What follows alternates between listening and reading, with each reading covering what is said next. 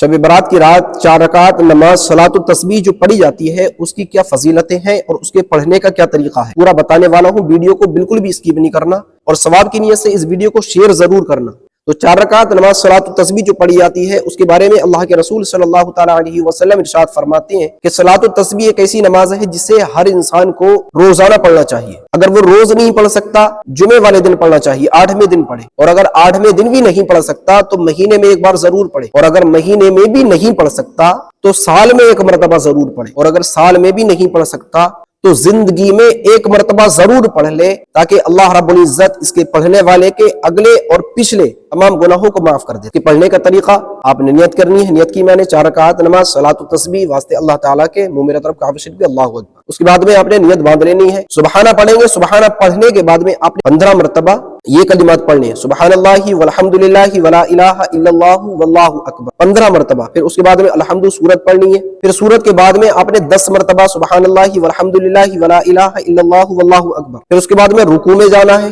رکوع کی تسبیح پڑھنے کے بعد آپ نے رکوع میں 10 مرتبہ یہی تسبیح پڑھنی ہے، پھر کھڑے ہونا رکوع سے، پھر آپ نے 10 مرتبہ یہ تسبیح پڑھنی ہے، پھر سجدے میں جائیں گے تو پہلے سجدے میں بھی آپ نے 10 مرتبہ یہی تسبیح پڑھنی ہے، سجدے سے اٹھیں گے پھر آپ نے 10 مرتبہ پڑھنی ہے، پھر دوسرے سجدے میں جائیں گے آپ، پھر آپ نے 10 مرتبہ یہی تسبیح پڑھنی ہے،